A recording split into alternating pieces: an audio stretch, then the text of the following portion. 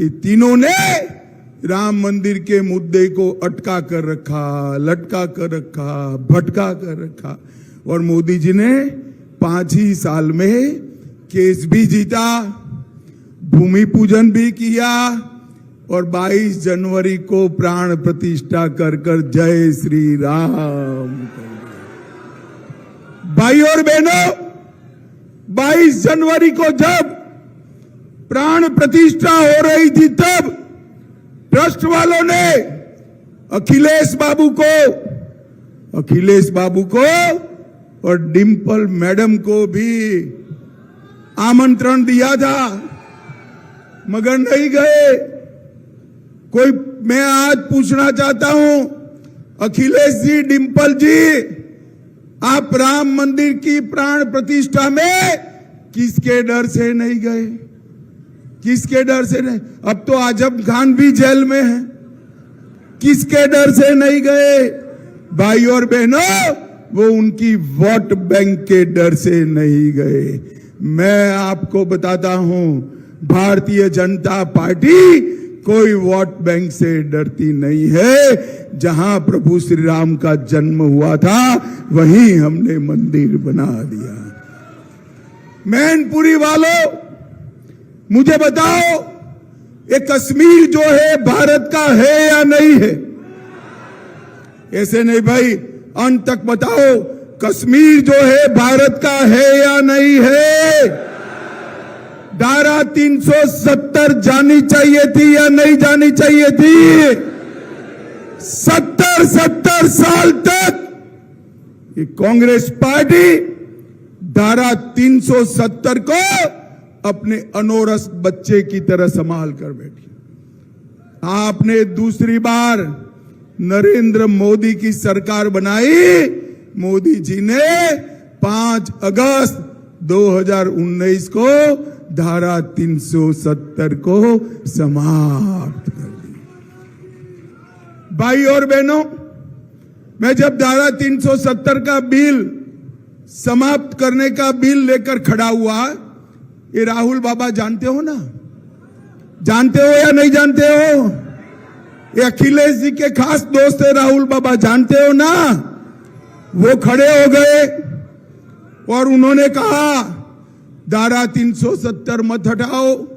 मैंने पूछा क्यों ना हटाए भाई? तो उन्होंने कहा कश्मीर में खून की नदियां बह जाएगी। अरे राहुल बाबा, खून की नदियां छोड़ो, ये नरेंद्र मोदी का राज है। किसी की कंकड़ चलाने की भी हिम्मत नहीं है, कंकड़ चलाने।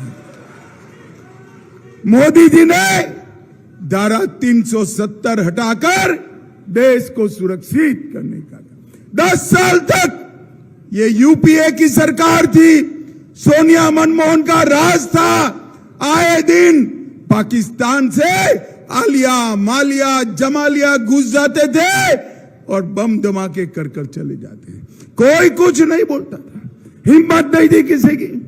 आपने 14 में यूपी वालों मोदी जी को प्रधानमंत्री बनाया। उरी और पुलवामा में फिर से पाकिस्तान ने हमला किया, मगर वो भूल गए कि मौनी बाबा मनमोहन की सरकार नहीं है, नरेंद्र मोदी की सरकार है। नरेंद्र मोदी 10 ही दिन में मोदी जी ने सर्जिकल स्ट्राइक और एयर स्ट्राइक कर पाकिस्तान के घर में घुसकर आतंकवादियों का सफाया कर दिया। मित्रों, सफाया। मोदी जी ने देश को सुरक्षित किया है, मोदी जी ने देश को समृद्ध किया है। हमारे अर्थतंत्र को 11वें नंबर से 5वें नंबर पर लाने का काम नरेंद्र मोदी जी ने किया है।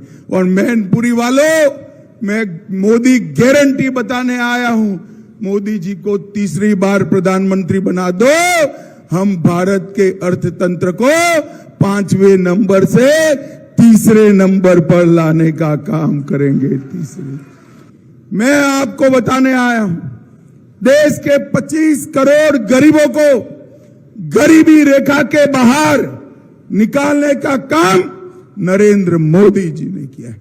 80 करोड़ गरीबों को प्रति माह प्रति व्यक्ति 5 किलो मुफ्त अनाज देने का काम नरेंद्र मोदी जी ने किया है। और तीसरी बार प्रधानमंत्री बना दो, 29 तक 5 किलो अनाज मुफ्त में मिलता रहेगा भाइयों बहनों, मिलता रहेगा। और मैनपुरी वालों बताओ भाई, कोरोना का दोनों टीका लगा है या नहीं लगा है?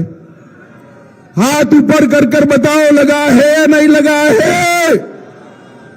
किसी को 4 आना भी खर्चा हुआ है क्या? हुआ है? ऊपर से चाय पिलाकर मोदी जी ने टीका लगाया ना भाई। अबे अखिलेश बाबू कहते थे ये तो मोदी का टीका है, मत लगाइयो, ये तो अच्छा है, इनकी कोई सुनता नहीं है। पूरे देश ने टीका लगाया। एक दिन डिंपल भाभी को लेकर रात को खुद भी टीका लगाए। अरे अखिलेश बाबू, कोरोना जैसी महामारी में आप राजनीति करते हो, शर्म करो, शर्म करो, लोगों की चिंता करो। अरे वो करे कि न करे, हमारे और आपके प्रिय नेता नरेंद्र मोदी जी कर रहे हैं, नरेंद्र मोदी जी। ये समाजवादी पार्टी ऐसा कहती है कि हम यादवों के खैर ख्वाह हैं। मैं आज यहां पर मैनपुरी की धरती पर बताने आया हूं, मुलायम सिंह जी मुख्यमंत्री बने या नहीं बने? अरे यार बोलो ना, बने या नहीं बने? उनके बाद में मुख्यमंत्री मुलायम सिंह जी का बेटा बना। उनके निधन के बाद सांसद उनकी बहू बनी। उसके बाद इस बार कन्नौज से खुद अखिलेश लड़ रहे हैं, मैनपुरी से डिंपल जी लड़ रही है, फिरोजाबाद से भतीजा अक्षय लड़ रहा है, बदायूं से आदित्य यादव लड़ रहा है, आजमगढ़ से धर्मेंद्र यादव लड़ रहा है। मैं आज अखिलेश जी को पूछने आया हूं, अखिलेश जी, और कोई यादव नहीं मिलता, अपने कुनबे में ही मिलता है क्या? ये कैसा आपका यादव प्रेम है भाई? जो कुछ भी है अपने कुनबे में डालो। अरे ये किसी के नहीं है, अपनी सोते हैं, समय आ गया है। ये परिवारवादी पार्टियों को समाप्त कर नरेंद्र मोदी के नेतृत्व में मैनपुरी में कमल खिलाने का समय आ गया है भाइयों भाई। यहां वो कहते हैं कि हम पिछड़ा समाज के हामी हैं। मैं आज मैनपुरी की जनता को बताना चाहता हूं, बाबूजी कल्याण सिंह से ये बड़ा पिछड़ा समाज का नेता कौन होता है? कौन होता है बताइए? कोई नहीं होता। 500 मीटर दूर जाना था, आप नहीं गए, और अंसारी के वहां 500 किलोमीटर गाड़ी चला कर गए। क्या आप खाक पिछड़ा समाज का नेतृत्व करेंगे? भाई और बहनों, ये किसी के नहीं है, अपनी वोट बैंक के है। और मैं मैनपुरी में कह कर जाता हूं, डर मत रखना, कोई अगर छेड़खानी करेगा तो चुनाव आयोग उसको उल्टा लटका कर सीधा कर देगा। चिंता करने की जरूरत। इन लोगों को आदत पड़ी है सपा के गुंडों से बूथ लुटवाने की, मगर इस बार हमने जयवीर सिंह को लड़ाया है संजीदगी के साथ। भारतीय जनता पार्टी को जिताना है। भाई और बहनों, इनके शासन में समग्र यूपी में गुंडों का राज था। समग्र यूपी में गरीबों की जमीन कब्जाते थे, कट्टे लेकर गोलियां चलाते थे। मोदी जी प्रधानमंत्री बने, थोड़ा कम हुआ। 17 में आपने भाजपा को जिताया, भाजपा ने योगी जी को मुख्यमंत्री बनाया। उसके बाद यूपी से गुंडे पलायन कर रहे हैं।